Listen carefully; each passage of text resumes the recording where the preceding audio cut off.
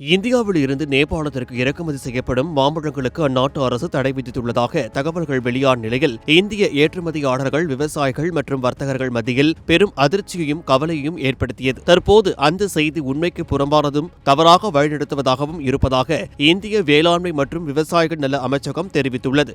மேலும் நேபாளத்திற்கான மாம்பழ ஏற்றுமதி எவ்வித இடையூறும் இன்றி தொடர்ந்து நடைபெற்று வருவதாகவும் அமைச்சகம் வலியுறுத்தியுள்ளது. இந்திய மாம்பழங்களுக்கு எந்தவொரு தடையும் விதிக்கப்படவில்லை என நேபாள அரசு தெளிவுபடுத்தியுள்ளது. நேபாள அரசின் தேசிய தாவர பாதுகாப்பு அமைப்பாக செயல்படும் தாவர தனிமைப்படுத்துதல் மற்றும் பூச்சிக்கொல்லி மேலாண்மை மையம் இந்த தகவலை ஜூன் 10ஆம் தேதி அதிகாரப்பூர்வமாக அறிவித்துள்ளது. இந்திய அரசால் வழங்கப்பட்ட செல்லுபடியாகும் தாவர சுகாதார சான்றிதழ் வழங்கியும் தேவையான தாவர சுகாதார விதிமுறைகள் பின்பற்றியும் இருந்தால் இந்தியாவில் இருந்து நேபாளத்திற்கு மாம்பழங்களை தொடர்ந்து இறக்குமதி செய்யலாம் என தெரிவிக்கப்பட்டுள்ளது.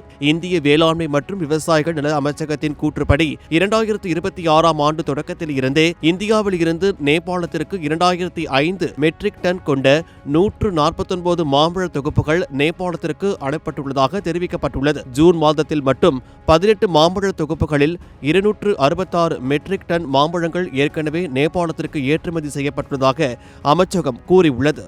இதற்கிடையில் இந்திய மாம்பழங்கள் நேபாளத்திற்கு ஏற்றுமதி செய்யப்படுவதற்கு முன்பு அவை வெந்நீர் சுத்திகரிப்பு முறைக்கு உட்படுத்தப்பட வேண்டும் என்ற புதிய விதிமுறையை நேபாள அரசு அறிமுகப்படுத்தியுள்ளது.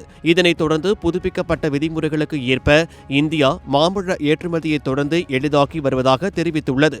இருப்பினும் முன்கூட்டியே ஆலோசனையின்றி புதிய தாவர சுகாதார நடவடிக்கைகள் அறிமுகப்படுத்தப்படுவது குறித்து இந்தியா தனது கவலைகளை தெரிவித்துள்ளது. உலக வர்த்தக அமைப்பின் சுகாதார மற்றும் தாவர சுகாதார ஒப்பந்தம் மற்றும் சர்வதேச தாவர பாதுகாப்பு மாநாடு ஆகியவற்றின் விதிகளுக்கு இணங்க பொருத்தமான இருதரப்பு வழிமுறைகள் மூலம் இந்த பிரச்சினை முன்னெடுக்கப்பட்டு வருகிறது.